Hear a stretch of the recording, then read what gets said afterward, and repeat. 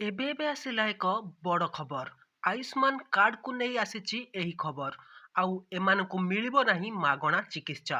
ସରକାର ବଦଳାଇଛନ୍ତି ଆୟୁଷ୍ମାନ କାର୍ଡର ନିୟମ। ନମସ୍କାର ଫ୍ରେଣ୍ଡସ୍, ମୁଁ କୁମାର ଆପଣଙ୍କୁ ପୁଣି ଥରେ ସ୍ୱାଗତ କରୁଛି ଏକ୍ସେଲେଣ୍ଟ କୁମାର ଟ୍ୟୁଟୋରିଆଲ ଲଗ୍ନ ଫ୍ରେଶ୍ ଇମ୍ପୋର୍ଟାଣ୍ଟ ଭିଡ଼ିଓକୁ।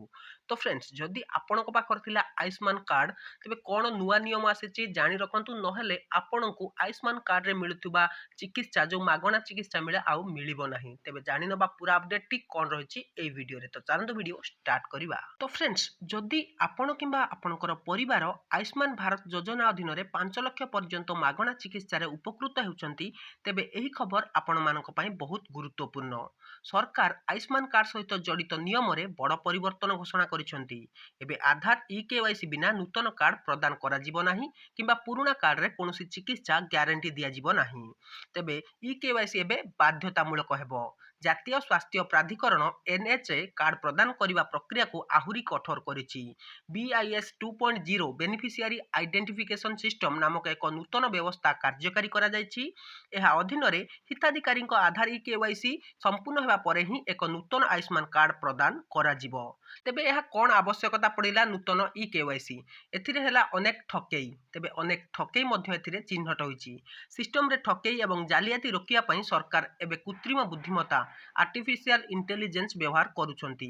ଏପର୍ଯ୍ୟନ୍ତ ସାରା ଦେଶରେ 61,932 ଆୟୁଷ୍ମାନ କାର୍ଡ ସନ୍ଦେହଜନକ ଭାବେ ଚିହ୍ନଟ ହୋଇଛି। ଏହି କାର୍ଡଗୁଡ଼ିକ ମଧ୍ୟରୁ 48,000ରୁ ଅଧିକ ଫିଜିକାଲ ଭେରିଫିକେସନ ଆରମ୍ଭ ହୋଇଛି।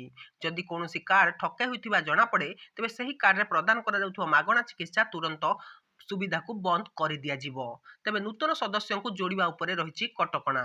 ପୂର୍ବରୁ ଆୟୁଷ୍ମାନ କାର୍ଡରେ ନୂତନ ପରିବାର ସଦସ୍ୟଙ୍କୁ ଯୋଡ଼ିବା ବହୁତ ସହଜ ଥିଲା, କିନ୍ତୁ ବର୍ତ୍ତମାନ ସରକାର ଏହି ପ୍ରକ୍ରିୟାକୁ ଯଥେଷ୍ଟ ସୀମିତ କରିଛନ୍ତି। କାର୍ଡରେ ମନଇଚ୍ଛା ଯୋଡ଼ିବା ପ୍ରାୟ ବନ୍ଦ ହୋଇଯାଇଛି, ଯାହାଦ୍ୱାରା କେବଳ ଆବଶ୍ୟକ ଥିବା ବ୍ୟକ୍ତିମାନେ ଏହାର ଲାଭ ପାଇପାରିବେ। ତ ଫ୍ରେଣ୍ଡସ୍, ତେବେ ଏହି ପରିବର୍ତ୍ତନ ଗୁଡ଼ିକର ଆବଶ୍ୟକତା କ'ଣ ଥିଲା? ତେବେ ସରକାର କହିଛନ୍ତି ଯେଉଁମାନେ ଯୋଗ୍ୟ ନୁହନ୍ତି ସେମାନେ ମଧ୍ୟ ଏହି ଯୋଜନାର ଲାଭ ନେଉଥିଲେ। ଏହା ସରକାରୀ କୋଷାଗାର ଉପରେ ବୋଝ ବଢ଼ାଉଥିଲା ଏବଂ ପ୍ରକୃତରେ ଅଭାବୀ ଲୋକଙ୍କ ପାଖରେ ସେବା ପହଞ୍ଚିବାରୁ ବାଧା ଦେଉଥିଲା। ଠକେଇକୁ ରୋକିବା, ସିଷ୍ଟମକୁ ସୁଗମ କରିବା ପାଇଁ ଏହି କଠୋର ପଦକ୍ଷେପ ନିଆଯାଇଛି। ଯଦି ଆପଣଙ୍କର ଯେଉଁ କାର୍ଡ ରହିଛି ତାହା ଆଧାର ସହିତ ଲିଙ୍କ ହେଇନାହିଁ, ଆପଣଙ୍କ ସୂଚନା ଭୁଲ ବୋଲି ଜଣାପଡ଼ୁଛି, ତେବେ ଆପଣ ହସ୍ପିଟାଲ ଚିକିତ୍ସା ସମୟରେ ଅସୁବିଧାର ସମ୍ମୁଖୀନ ହୋଇପାରନ୍ତି।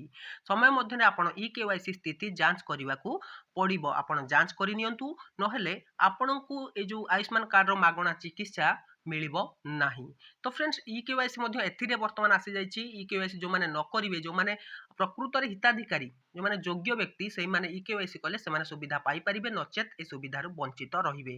ତ ଏହିପରି କିଛି ନୂଆ ନିୟମ ଆସିଛି ସରକାରଙ୍କ ତରଫରୁ, ଯାହା ଜଣାଇବା ନିହାତି ଦରକାର ଥିଲା। ଯଦି ଆପଣଙ୍କୁ ଏହି ଭିଡ଼ିଓଟି ପସନ୍ଦ ଆସିଥାଏ, ତେବେ ନିହାତି ଏ ଭିଡ଼ିଓ ଗୋଟେ ଲାଇକ୍ କରିନିଅନ୍ତୁ ଆଉ ସେଇମାନଙ୍କୁ ସେୟାର କରନ୍ତୁ ଯେଉଁମାନଙ୍କର ରହିଛି ଗୋଟିଏ ଗୋଟିଏ ଆୟୁଷ୍ମାନ କାର୍ଡ, ଯେଉଁମାନେ ଏଥିରେ ସୁବିଧା ପାଉଥିଲେ। ତ ରହୁଛି ପୁଣି ଦେଖନ୍ତୁ କିଛି ଇଣ୍ଟରେଷ୍ଟିଂ ଭିଡ଼ିଓ ନେଇ ଫ୍ରେଶ୍ ଭିଡ଼ିଓ। ତ ସେଥିପାଇଁ ବିଦାୟ ଦିଅନ୍ତୁ।